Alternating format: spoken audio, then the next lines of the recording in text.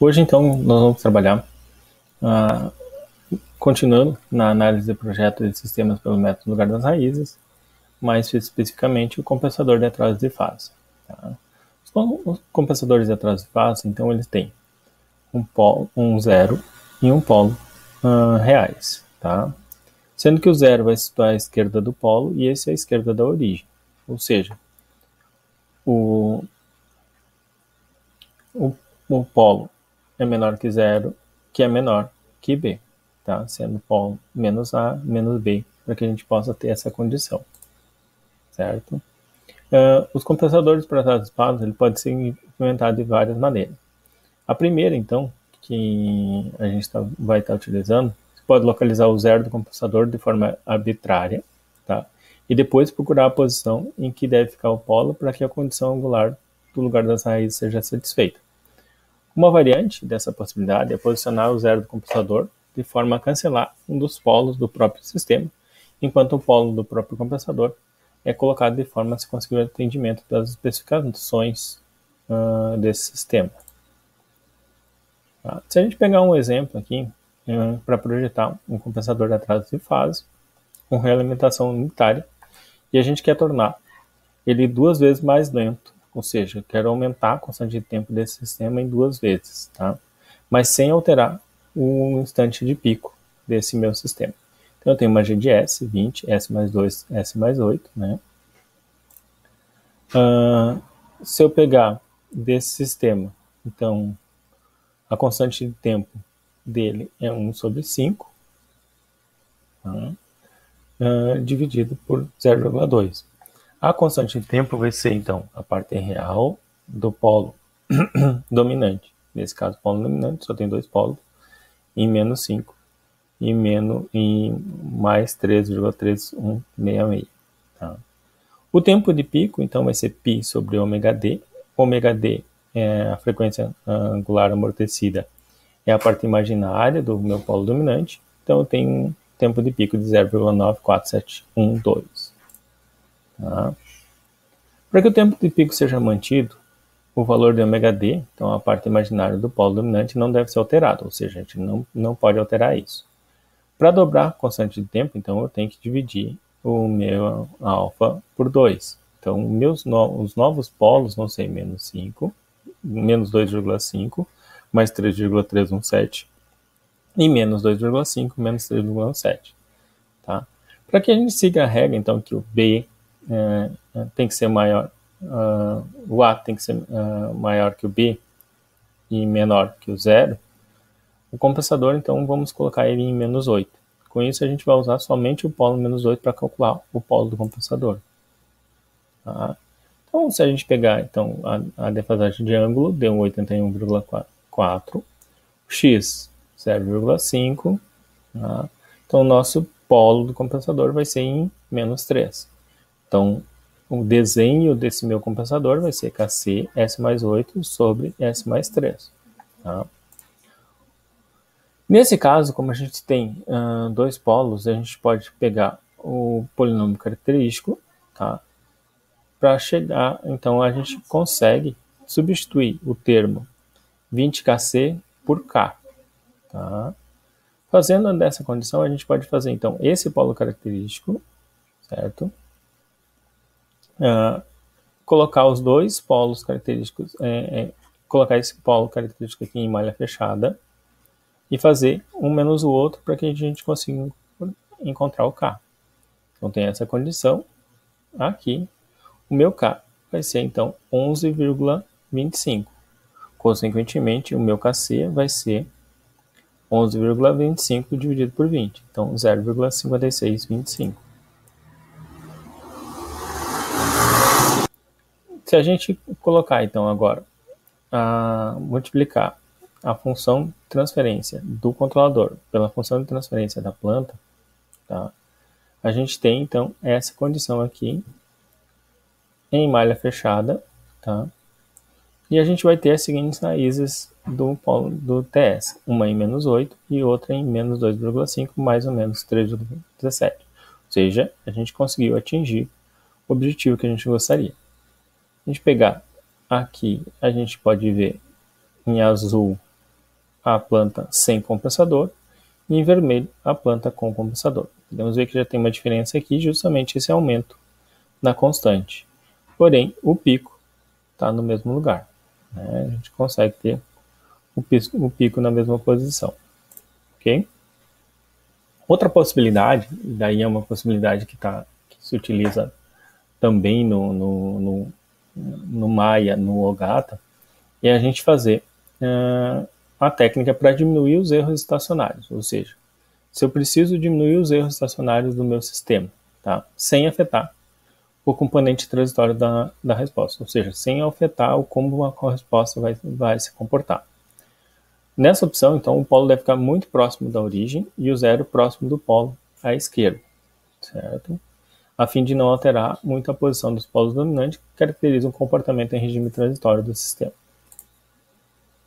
Nesse caso, então, a gente vai ter uma constante baixa de frequência do sistema, Kg, que fica multiplicado por um fator igual a B sobre A. Com B maior que A, nesse caso, ou A menor que B, nesse tipo de compensador, temos sempre o aumento de constante de ganho. Com o aumento da constante de ganho, os erros estacionários acabam ficando menores. Tá? Então, se a gente pegar o seguinte, dada a função 100, S ao cubo, 9S ao quadrado, mais 23S mais 15. Para projetar um compensador de fase capaz de reduzir cerca de 12 vezes o erro estático de posição. Tá? Em seguida, pede para a gente implementar um compensador com as características encontradas. Então, o primeiro passo é a gente calcular o erro. Né? Então, vamos calcular o erro. Aqui está a resposta, né? O gráfico do comportamento da resposta. O ganho Kg vai ser o numerador sobre 15, 6,67. O erro é 1 sobre 1 mais Kp. Nesse caso, o Kp vai ser o Kg. A gente tem um erro de 0,13. Tá? Se eu quero diminuir por 12 vezes, então vou dividir o 0,13 por 12. Então, meu novo erro vai ser o 0,010833. Tá? Com o novo erro, a gente consegue calcular um novo ganho. Tá? O novo ganho, então, deveria ser de 91, certo? Fazendo as relações, então, Kp sobre Kg, eu consigo ter, então, que a minha relação, eu preciso ter uma relação de 13,65, ou seja, a diferença entre o zero e o polo tem que ser de 13,65, tá? No mínimo, certo? Não posso fazer mais, mas no mínimo tem que ser essa para que eu possa atingir essa condição, tá? Nesse sentido, então, a gente vai ter que ter a diferença, né, entre o zero e o polo de 13,65. Para que a interferência no sistema seja a menor possível, a gente vai definir um zero próximo à parte real do menor polo em malha fechada. Tá? Aqui está errado, depois eu já corrijo na apresentação para vocês. Os polos do sistema em malha fechada então são menos 7,92850, menos 0,53. Esse cara aqui é o que está mais próximo da origem, certo? Então, esses dois, né, no caso. Então, o que a gente vai fazer? A gente vai colocar o zero do compensador nessa posição aqui, tá? Para trabalhar em cima dessa condição. Como eu vou colocar nessa posição, para encontrar o meu polo, eu vou dividir por 3,65. Então, meu polo vai ser esse aqui, tá? Se eu pegar essa condição agora, eu tenho, nesse caso aqui, então, essa função de transferência para o meu compensador. Voltando a encontrar Kc. Como que eu vou encontrar Kc? Então, Kc, eu vou fazer a multiplicação entre a função de transferência do compensador e a função de transferência da planta. Tá? Eu vou ter, então, agora um termo aqui em cima de 100 Kc. Eu vou chamar esse termo de 100 Kc de K. Tá? Vou retirar ele do sistema. Vou fazer o lugar das raízes dessa minha planta. Tá? Então, retirando, vou fazer o lugar das raízes para que a gente possa encontrar o valor de K. Tá? Lembrando, então, que eu tenho algumas condições para que eu possa obter. Eu preciso manter, nesse caso, o meu fator de amortecimento.